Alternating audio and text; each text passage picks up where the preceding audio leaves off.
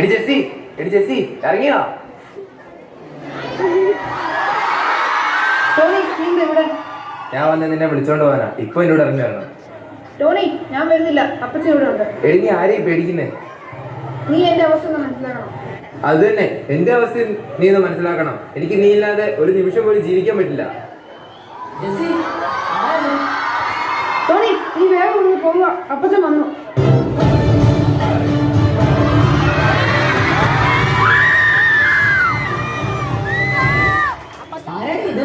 അപ്പച്ച, അത് പിന്നെ എന്റെ പേര് ടോണി. ഞാൻ നേരെ കാര്യം അങ്ങ് പറഞ്ഞേക്കാം. എനിക്ക് ജെസ്സിയെ ഭയങ്കര ഇഷ്ടമാണ്. ഞാൻ അവളെ നന്നായി നോക്കിക്കോളാം, നിങ്ങളെക്കാട്ടിലും നന്നായിട്ട്. നീ എന്നെക്കാൾ നന്നായി അവളെ നോക്കൂ. എടാ ചക്ക, നീ ആളറിയാതെ കളിക്കുന്നേ. എനിക്കും തന്നെ പറയാനുള്ളത്. ഞാനവിടെ വന്ന് എന്തിനാണെന്നറിയാലോ. അത് കഴിയാതെ ഞാനിവിടെ നിന്ന് അടി മുന്നോട്ട് വെക്കില്ല. ടോണി, നീ ഇപ്പൊ ഇവിടുന്ന് പോ. നീ ഇവിടെ നിന്നാൽ ശരിയാകത്തില്ല. ഒന്നെവിടെയും ഒലക്കെ കടിച്ച് വളർത്തണമെന്നല്ലേ? അവിടെ ഞാനിവിടെ നന്നായി തന്നെ വളർത്തിയത്. ഇവിടെ ഞാൻ പറയുന്നത് കേൾക്കുള്ളൂ. ചേട്ടാ, നീ ഇവിടെയോ? അതെ മോനെ, ഇവിടെ പണിയെടുത്താ മോനെ. ഞാൻ നിന്നെ വീട്ടിൽ പോയിട്ടുണ്ട്. ഇവിടെ ഉള്ളവരെ എന്നെ കുറിച്ച് അങ്ങനെ വിചാരിച്ചേക്കുന്നത്. വേറെ ഒന്നും നീ പറഞ്ഞേക്കില്ല, ഉണ്ടാകുന്ന മതി. Violence, violence, violence. I don't like it. But violence likes me. I can't avoid it. മനസ്സിലായോ? താന സിനിമ ഉണ്ടായിരുന്നു. അതൊക്കെ നമ്മൾ കണ്ടടുപോയി. അതിന് അടി ഇടി വെടി മാത്രമേ ഉള്ളൂ. ഞാൻ ഡോക്ടർബായുടെ ഫാനാ. എടാ കേള, അതിവിടെ. നിങ്ങൾ ആദ്യം എന്റെ കാര്യം ഒന്ന് തീരുമാനമാക്കുക. അത് കഴിഞ്ഞിട്ട് എന്തെങ്കിലും കാണിക്കേ.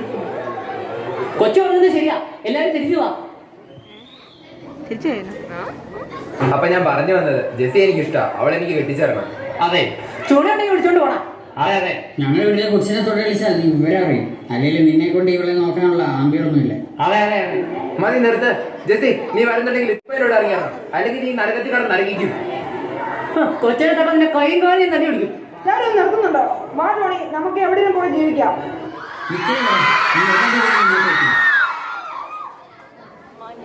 നമസ്കാരം അയ്യ, എങ്ങനെ നിന്റെ കാര്യമൊക്കെ സെറ്റായോ? നിന്റെ കാര്യം കഴിഞ്ഞാൽ എനിക്ക് ഓർമ്മ ഒപ്പിച്ചു തരണേ. എടോ, ഒരു കത്തുമ്പോ തന്നെ എനിക്ക് വാഴ വെട്ടണല്ലേ. ഒന്ന് മാറി നിൽക്കണോ? എടാ, എന്നെ ഈ നരകത്തിൽ രക്ഷിച്ചോണ്ട് പോടാ. ഈ പട്ടക്കാവന്റെയും വിവരമില്ലാത്തമാരെയും ഇടയിൽ കിടന്ന് ഞാൻ നരയിക്കുക. എടാ ചേട്ടാ, ഞാൻ നിനക്ക് വേണ്ടി എന്ത് കാണിച്ചു തരാം. പക്ഷെ ഇപ്പോഴും മാത്രമാണ് ഞാൻ എവിടെയെങ്കിലും പോയി രക്ഷപ്പെട്ടേനെ. വാ ടോണി, നമുക്ക് പോവാം. മകളെ, നിനക്ക് എന്ത് കുറവാണ് ഞാൻ വരുത്തിയിട്ടുള്ളത്? നീ ചോദിക്കുന്നതെല്ലാം ഞാൻ നിനക്ക് കൊണ്ടുവന്നില്ലേ? നീ എന്തിനാ ഇവിടെ നിന്ന് ഇറങ്ങിപ്പോകുന്നത്? ഒരമ്മയുടെ വാത്സല്യം മാത്രമാണ് എനിക്ക് ഇവിടെ നിന്ന് കിട്ടാതെ പോയത്. അമ്മ എന്ന് പോലും അറിയാതെ ഒരു കുട്ടിയാണ് ഞാൻ. പിന്നെ തന്റെ അച്ഛൻ ആരാണ്, എന്ത് ജോലിയാണ് ചെയ്യുന്നത് എന്ന് ചോദിച്ചാൽ ഞാൻ എന്താ പറയേണ്ടത്? അച്ഛൻ വലിയ ഗുണ്ട, ഡോണ, ഗാങ്സ്റ്ററാ. വിദ്യാഭ്യാസം പോലും ഇല്ലാത്ത നിങ്ങളോട് പറഞ്ഞിട്ട് എന്ത് കാര്യം?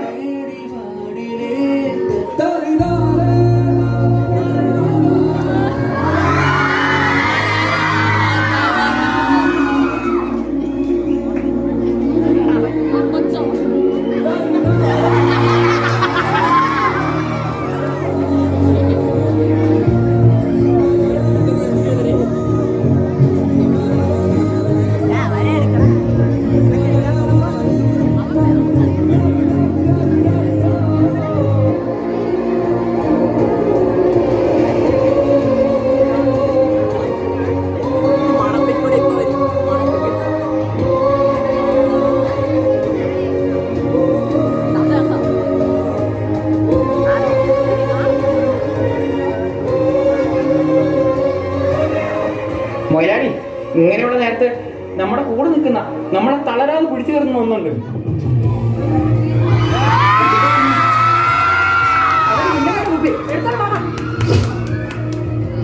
എടാ മകനെ, അവൾ എന്തുകൊണ്ടാണ് അങ്ങനെയൊക്കെ പറഞ്ഞത്? ഒന്നുമില്ലെങ്കിലും 10-20 കൊല്ലം ഈ തോളത്തിട്ട് വളർത്തിയതല്ലാടാ അവളെ ഞാൻ. നിന്റെ അഭിപ്രായം എന്താടാ? അവളോട് ചതിയാ കാണിച്ചത്. ചിലപ്പോൾ എന്റെ അച്ഛൻ തറയായിരിക്കും, തലയ്ക്ക് വെളിവില്ലാത്തതായിരിക്കും. എങ്കിലും ഇത് അവിടെ അച്ഛന്റെ മൂത്ത് നോക്കി പറഞ്ഞല്ലോ. നിന്നോടൊക്കെ ചോദിച്ചാൽ എന്നെ വേണം പറയാൻ. മൊയിലാളി, എനിക്കൊരു കാര്യം പറയാനുണ്ട്. മൊയിലാളി വല്ല ഡിഗ്രി എടുത്താൽ ഈ കുഴപ്പമൊക്കെ മാറും. വല്ല MBBS KCB എടുക്കും മൊയിലാളി.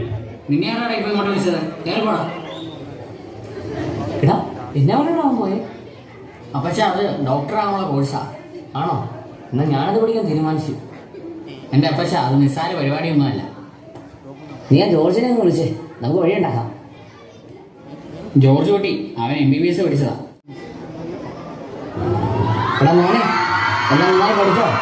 എന്നാലും അങ്ങളെ ഇത് വലിയ ചതിയായി പോയി. എന്താ ഇത്ര വലിയ കുഴപ്പം? നീ എനിക്ക് പകരം എൻട്രൻസ് പരീക്ഷ എഴുതുന്നു, ഞാൻ ഡോക്ടർ ആകുന്നു, ഇത്രയല്ലേ ഉള്ളൂ. മൊയിലാളി പരീക്ഷ മൊയിലാളിക്ക് ഫസ്റ്റാ കേട്ടോ. അതങ്ങനെയല്ലേ വരുത്തുള്ളൂ. ഫസ്റ്റ് റാങ്കുകാരനെ കൊണ്ടല്ലേ ഞാൻ എൻ്റെ പരീക്ഷ എഴുതിപ്പിച്ചത്. എടാ മോനെ, ഇപ്പോൾ ഞാൻ ഡോക്ടർ ആയല്ലോ, ഇനി എന്താ ചെയ്യേണ്ടത്? സാധാരണ ഡോക്ടേഴ്സ് ചെയ്യുന്നത് ഞാൻ പറഞ്ഞു തരാം, പിന്നെ വേറെ ഒന്നും ചെയ്തേക്കല്ലേ.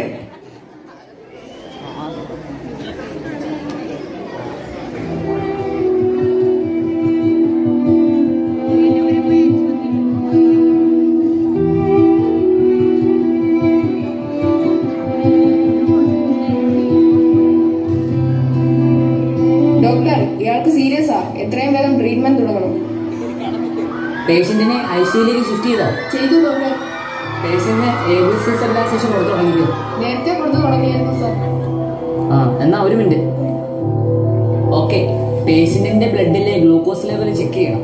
പിന്നെ ഓപ്പിയോയുടെ ആന്റിഡോട്ട് വേണം. Okay doctor. പേഷ്യന്റ് എവിടെയാ? ക്രിട്ടിക്കലായ ആൾ എവിടെയാവും? ഇതാ ഡോക്ടർ പേഷ്യന്റ്.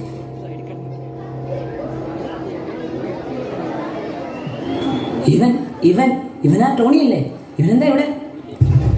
ഡോക്ടർ, ട്രീറ്റ്മെന്റ് തുടങ്ങൂ, സമയം കളയാതെ. എനിക്ക് പറ്റത്തില്ല, ഏ എനിക്ക് സൗകര്യമില്ല ഈ പേഷ്യന്റിന്റെ ട്രീറ്റ്മെന്റ് നടത്താൻ. എനിക്ക് കഴിയില്ല. എന്തുകൊണ്ട്? അത് ഞാൻ അറിയുന്നില്ല. ഞാനൊന്നും ചെയ്യണം. അയാൾ അങ്ങനെ കിട്ടും. ഡോക്ടർ, അയാൾ മരിച്ചു പോകും. ചത്തുപോകട്ടെ, എനിക്കെന്ത്.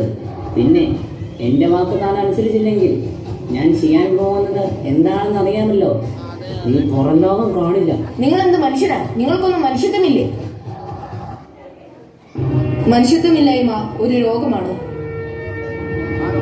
രോഗിയെ വകവരുത്തിയിട്ട് കാര്യമില്ല, രോഗത്തെയാണ് വകവരുത്തേണ്ടത്. ഈ രോഗം എല്ലാവരിലുമുണ്ട്, അതിനെ വളരാൻ അനുവദിക്കരുത്. ഭൂകമ്പവും സുനാമിയും പോലുള്ള ദുരന്തങ്ങൾ വരുമ്പോൾ മാത്രമാണ് നമ്മുടെ ഉള്ളിലെ മനുഷ്യത്വം ഉണരുന്നത്. ചുറ്റുമുള്ള ആളുകളെ നോക്കാൻ പോലും നമുക്ക് സമയമില്ല. നമ്മൾ കാണുന്നത് TV screen, cellphone screen, computer screen. ഏതെങ്കിലും ഒരു വെള്ളപ്പൊക്കം ഉണ്ടായാൽ മാത്രമാണ് നമ്മിലെ മനുഷ്യത്വം ഉണരുന്നത്. ബാക്കിയുള്ള സമയം അത് ഷെയർ ചെയ്യാനും ലൈക്ക് ചെയ്യാനും നമുക്ക് സമയമുണ്ട്. ചുറ്റുമുള്ളവരെ ലൈക്ക് ചെയ്യും, ധൈര്യം ഷെയർ ചെയ്യും, സ്നേഹവും ഷെയർ ചെയ്യും. ഒരു ക്രിമിനലിൻ്റെ സാനിസം 50% ആണെങ്കിൽ നമ്മിൽ 4% ആണ്. അത് ഒരു മുതലാളി തൻ്റെ തൊഴിലാളിയോട് കാട്ടുന്നതായിരിക്കും, ഒരുവൻ തൻ്റെ ഭാര്യ മക്കളോട് കാണിക്കുന്നില്ല, അല്ലെങ്കിൽ അധികാരികൾ ജനങ്ങളോട് കാണിക്കുന്നില്ല. ഒരു പരിചയമില്ലാത്തവർക്ക് സഹായം ചെയ്യുകയും പകരം ഒന്നും ആഗ്രഹിക്കാത്തതാണ് മനുഷ്യത്വം. ആ മനുഷ്യത്വം കൂടി നമുക്കും ഈ ലോകത്തെ മനോഹരമാക്കാം.